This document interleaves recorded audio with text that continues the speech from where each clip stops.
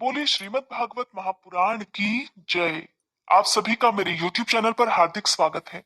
आज के इस वीडियो में आप रसपान करेंगे श्रीमद् भागवत महापुराण कथा के चतुर्थ स्कंद के छठे अध्याय का, जिसमें ब्रह्मादि देवताओं का कैलाश पर्वत पर जाकर श्री महादेव जी को मनाने का वर्णन किया गया है। श्री मैत्रेय जी कहते हैं, हे विदुर जी, इस प्रकार जब रुद्र के सेवकों ने समस्त देवताओं को हरा दिया और उनके संपूर्ण अंग प्रत्यंग भूत प्रेतों के त्रिशूल, पट्टिश, खड्ग, गदा, परिक और मुदगर आदि आयुधों से छिन्न भिन्न हो गए, तब वे ऋत्विज और सदस्यों के सहित बहुत ही डरकर ब्रह्मा जी के पास पहुंचे और प्रणाम करके उन्हें सारा वृतांत कह सुनाया। भगवान ब्रह्मा जी और सर्वांतर्यामी श्री नारायण पहले से ही इस भावी उत्पात को जानते थे, इसी से वे दक्ष के यज्ञ में नहीं गए थे। अब देवताओं के मुख से वहां की सारी बात सुनकर उन्होंने कहा, हे देवताओं, परम समर्थ तेजस्वी पुरुष से कोई दोष भी बन जाए तो भी उसके बदले में अपराध करने वाले मनुष्यों का भला नहीं हो सकता। फिर तुम लोगों ने तो यज्ञ में भगवान शंकर का प्राप्य भाग न देकर उनका बड़ा भारी अपराध किया है, परंतु शंकर जी बहुत शीघ्र प्रसन्न होने वाले हैं। इसलिए तुम लोग शुद्ध हृदय से उनके पैर पकड़कर उन्हें प्रसन्न करो, उनसे क्षमा मांगो। दक्ष के दुर्वचन रूपी बाणों से उनका हृदय तो पहले से ही बिध रहा था, उस पर उनकी प्रिया सती जी का वियोग हो गया। इसलिए यदि तुम लोग चाहते हो कि वह यज्ञ फिर से आरंभ होकर पूर्ण हो, तो पहले जल्दी जाकर उनसे अपने अपराधों के लिए क्षमा मांगो, नहीं तो उनके कुपित होने पर लोकपालों के सहित इस समस्त लोकों का भी बचना असंभव है। भगवान रुद्र परम स्वतंत्र हैं। उनके तत्व और शक्ति सामर्थ्य को न तो कोई ऋषि मुनि देवता और यज्ञ स्वरूप देवराज इंद्र ही जानते हैं और न मैं स्वयं ही जानता हूँ, फिर दूसरों की तो बात ही क्या है। ऐसी अवस्था में उन्हें शांत करने का उपाय कौन कर सकता है। देवताओं से इस प्रकार कहकर ब्रह्मा जी उनको प्रजापतियों और पितरों को साथ लेकर अपने लोक से पर्वत श्रेष्ठ कैलाश को गए, जो भगवान शंकर का प्रिय धाम है। उस कैलाश पर औषधि, तप, मंत्र तथा योग आदि उपायों से सिद्ध को प्राप्त हुए और जन्म से ही सिद्ध देवता नित्य निवास करते हैं। किन्नर, गंधर्व और अप्सरा आदि सदा वहां बने रहते हैं। उसके मणिमय शिखर हैं, जो नाना प्रकार की धातुओं से रंग बिरंगे प्रतीत होते हैं। उस पर अनेक प्रकार के वृक्ष, लता और गुलमादि छाए हुए हैं, जिनमें झुंड के झुंड जंगली पशु विचरते रहते हैं। वहां निर्मल जल के अनेकों झरने बहते हैं और बहुत सी गहरी कंदरा और ऊंचे शिखरों के कारण वह पर्वत अपने प्रियतमों के साथ विहार करती हुई सिद्ध पत्नियों का क्रीड़ा स्थल बना हुआ है। वह सब और मोरों के शोर, मदांत भ्रमरों के गुंजार, कोयलों की कुहू कुहू ध्वनि तथा अन्यान्य पक्षियों के कलरव से गूंज रहा है। उसके कल्प वृक्ष अपनी ऊंची ऊंची डालियों को हिला हिलाकर मानो पक्षियों को बुलाते रहते हैं, तथा हाथियों के चलने फिरने के कारण वह कैलाश स्वयं चलता हुआ सा और झरनों की कलकल ध्वनि से बातचीत करता हुआ सा जान पड़ता है। मंदार, पारिजात, सरल, तमाल, शाल, ताड़, कचनार, असन और अर्जुन के वृक्षों से वह पर्वत बड़ा ही सुहावना जान पड़ता है। आम, कदम्ब, नीप, नाग, पुन्नाग, चंपा, गुलाब, अशोक, मौलसरी, शतपत्र कमल और मालती की मनोहर लताएं तथा कुब्जक, मोगरा और माधवी की बेलें भी उसकी शोभा बढ़ाती हैं। इस प्रकार विभिन्न वृक्षों तथा पोले और ठोस बांस के झुरमुटों से वह पर्वत बड़ा ही मनोहर मालूम पड़ता है। उसके सरोवरों में कुमुद, उत्पल, कल्हार और शतपत्र आदि अनेक जाति के कमल खिले रहते हैं। उसकी शोभा से मुग्ध होकर कलरव करते हुए झुंड के झुंड पक्षियों से वह बड़ा ही भला लगता है। वह जहां तहां हिरन, वानर, सुअर, सिंह, रीछ, साही, नीलगाय, अधमुख, भेड़िए और कस्तूरी मृग वहां घूमते रहते हैं। उसके चारों ओर नंदा नाम की नदी बहती है, जिसका पवित्र जल देवी सती के स्नान करने से और भी अधिक पवित्र और सुगंधित हो गया है। भगवान भूतनाथ के निवास स्थान उस कैलाश पर्वत की ऐसी रमणीयता देखकर देवताओं को बड़ा आश्चर्य हुआ। वहां उन्होंने अलका नाम की एक सुरम्य पुरी और सौगंधिक वन देखा, जिसमें सर्वत्र सुगंध फैलाने वाले सौगंधिक नाम के कमल खिले हुए थे। उस नगर के बाहर की ओर नंदा और अलकनंदा नाम की दो नदियां हैं। वे तीर्थपाद श्री हरि की चरण रज के संयोग से अत्यंत पवित्र हो गई हैं। हे विदुर जी, उन नदियों में रतिविलास से थकी हुई देवांगनाएं अपने अपने निवास स्थान से आकर जल क्रीड़ा करती हैं और उसमें प्रवेश कर अपने प्रियतमों पर जल उलीचती हैं। स्नान करते समय उनका तुरंत का लगाया हुआ कुछ कुमकुम धुल जाने से जल पीला हो जाता है। उस कुमकुम मिश्रित जल को हाथी प्यास न होने पर भी गंध के लोभ से स्वयं पीते हैं और अपनी हथिनियों को भी पिलाते हैं। अलकापुरी पर चांदी, सोने और बहुमूल्य मणियों के सैकड़ों विमान छाए हुए थे, जिनमें अनेकों यक्ष पत्नियां निवास करती थीं। इसके कारण वह विशाल नगरी बिजली और बादलों से छाए हुए आकाश के समान जान पड़ती थी। यक्षराज कुबेर की राजधानी उस अलकापुरी को पीछे छोड़कर देवगण सौगंधिक वन में आए। वह वन रंग बिरंगे फल, फूल और पत्तों वाले अनेक कल्प वृक्षों से सुशोभित था।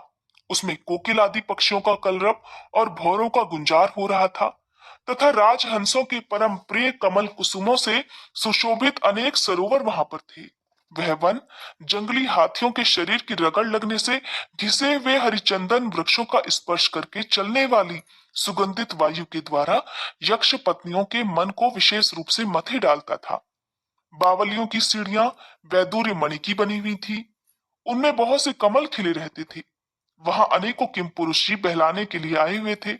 इस प्रकार उस वन की शोभा निहारते समय जब देवतागण कुछ आगे बढ़े, तब उन्हें पास ही एक वट वृक्ष दिखाई दिया। वह वृक्ष 100 योजन ऊंचा था तथा उसकी शाखाएं 75 योजन तक फैली हुई थी। उसके चारों ओर सर्वदा अविचल छाया बनी रहती थी, इसलिए घाम का कष्ट वहां पर नहीं होता था तथा उसमें कोई घोंसला भी नहीं था। उस महायोगमय और मुमुक्षुओं के आश्रयभूत वृक्ष के नीचे देवताओं ने भगवान शंकर को विराजमान देखा। वे साक्षात क्रोधहीन काल के समान जान पड़ते थे। भगवान भूतनाथ का श्रीअंग बड़ा ही शांत था। सनंदन आदि शांत सिद्धगण और सखा यक्ष राक्षसों के स्वामी कुबेर उनकी सेवा कर रहे थे। जगत पिता महादेव जी सारे संसार के सुहृद हैं, स्नेहवश सबका कल्याण करने वाले हैं। वे लोकहित के लिए ही उपासना, चित्त की एकाग्रता और समाधि आदि साधनों का आचरण करते रहते हैं। संध्याकालीन मेघ की सी कांति वाले शरीर पर वे तपस्वियों के अभीष्ट चिन्ह भस्म, दंड, जटा और मृग चर्म तथा मस्तक पर चंद्रकला धारण किए हुए थे। वे कुशा आसन पर बैठे हुए थे और अनेकों साधु श्रोताओं के बीच में श्री नारद जी के पूछने से सनातन ब्रह्म का उपदेश कर रहे थे। उनका बायां चरण दाईं जांघ पर रखा हुआ था। वे बायां हाथ घुटने पर रखे कलाई में रुद्राक्ष की माला डाले तर्क मुद्रा से विराजमान थे। वे योगपट अर्थात काठ की बनी हुई टेकनी का सहारा लिए एकाग्र चित्त से ब्रह्मानंद का अनुभव कर रहे थे। लोकपालों के सहित समस्त मुनियों ने मननशीलों में सर्वश्रेष्ठ भगवान शंकर को हाथ जोड़कर प्रणाम किया। यद्यपि समस्त देवता और दैत्यों के अधिपति श्री महादेव जी के चरण कमलों की भी वंदना करते हैं, तथापि वे श्री ब्रह्मा जी को अपने स्थान पर आया देखकर तुरंत खड़े हो गए और जैसे वामन अवतार में परम पूज्य श्री विष्णु भगवान कश्यप जी की वंदना करते हैं, ठीक उसी प्रकार सिर झुकाकर उन्हें प्रणाम किया। इसी प्रकार शंकर जी के चारों ओर जो महर्षियों सहित अन्यान्य सिद्धगण बैठे थे, उन्होंने भी ब्रह्मा जी को प्रणाम किया। सबके नमस्कार कर चुकने पर ब्रह्मा जी ने चंद्रमौली भगवान से, जो अब तक प्रणाम की मुद्रा में ही खड़े हुए थे, हंसकर कहा कि हे देव, मैं जानता हूँ आप संपूर्ण जगत के स्वामी हैं, क्योंकि विश्व की योनि शक्ति और उसके बीज शिव से परे जो एकरस पर ब्रह्म है, वो आप ही हैं। हे भगवान, आप मकड़ी के समान ही अपने स्वरूप भूत शिव शक्ति के रूप में क्रीड़ा करते हुए अपनी ही लीला से संसार की रचना, पालन और संहार करते रहते हैं। आपने ही धर्म और अर्थ की प्राप्ति कराने वाले वेद की रक्षा के लिए दक्ष को निमित्त बनाकर यज्ञ को प्रकट किया है। आपकी ही बांधी हुई वे वर्णाश्रम की मर्यादाएं हैं, जिनका नियमनिष्ठ ब्राह्मण श्रद्धा पूर्वक पालन करते हैं। हे मंगलमय महेश्वर, आप शुभ कर्म करने वालों को स्वर्गलोक अथवा मोक्ष पद प्रदान करते हैं तथा पाप कर्म करने वालों को घोर नरकों में भी डालते हैं। फिर भी किसी किसी व्यक्ति के लिए इन कर्मों का फल उल्टा कैसे हो जाता है?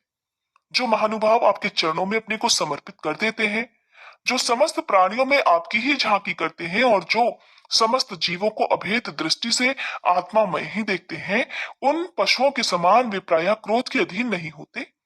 जो लोग भेद बुद्धि होने के कारण कर्मों में ही आसक्त हैं, जिनकी नीयत अच्छी नहीं है, दूसरों की उन्नति देखकर जिनका चित्त रात दिन कुढ़ा करता है, और जो मर्मभेदी अज्ञानी अपने दुर्वचनों से दूसरों का चित्त दुखाया करते हैं, आप जैसे महापुरुषों के लिए उन्हें भी मारना उचित नहीं है। क्योंकि वे बेचारे तो विधाता के ही मारे हुए हैं। हे देवाधिदेव, भगवान कमल नाभ की प्रबल माया से मोहित हो जाने के कारण यदि किसी पुरुष की कभी किसी स्थान में भेद बुद्धि होती है तो भी साधु पुरुष अपने पर दुख कातर स्वभाव के कारण उस पर कृपा ही करते रहते हैं। दैववश जो कुछ हो जाता है वे उसे रोकने का प्रयत्न भी नहीं करते। हे प्रभु, आप सर्वज्ञ हैं। परम पुरुष भगवान की दुस्तर माया ने आपकी बुद्धि का स्पर्श भी नहीं किया है। अतः जिनका चित्त उसके वशीभूत होकर कर्म मार्ग में आसक्त हो रहा है, उनके द्वारा यदि अपराध बन जाए तो भी उन पर आपको कृपा ही करनी चाहिए। हे भगवान, आप सबके मूल हैं। आप ही संपूर्ण यज्ञों को पूर्ण करने वाले हैं। यज्ञ भाग पाने का भी आपको पूरा अधिकार है। फिर भी इस दक्ष यज्ञ के बुद्धिहीन याजकों ने आपको यज्ञ भाग नहीं दिया। इसी से आपके द्वारा ये विध्वंस हुआ। अब आप इस अपूर्ण यज्ञ का पुनरुद्धार करने की कृपा करें। हे प्रभु, ऐसा कीजिए जिससे यजमान दक्ष फिर जी उठे, भगव देवता को नेत्र मिल जाए, भृगु जी की दाढ़ी मूछ आ जाए और पूषा के पहले के ही समान दांत निकल आए। हे रुद्रदेव, अस्त्र शस्त्र और पत्थरों की बौछार से जिन देवता और ऋत्विजों के अंग प्रत्यंग घायल हो गए हैं, आपकी कृपा से वे फिर से ठीक हो जाएं। यज्ञ संपूर्ण होने पर जो कुछ भी शेष रहे वह सब आपका भाग होगा। हे यज्ञ विध्वंसक, आज ये यज्ञ आपके ही भाग से पूर्ण हो। हरे कृष्णा। इसके बाद दक्ष यज्ञ की पूर्ति किस तरह से हुई इसका वर्णन आप अगले अध्याय में जानेंगे। आज का यह अध्याय आपको कैसा लगा कमेंट बॉक्स में जरूर बताइएगा।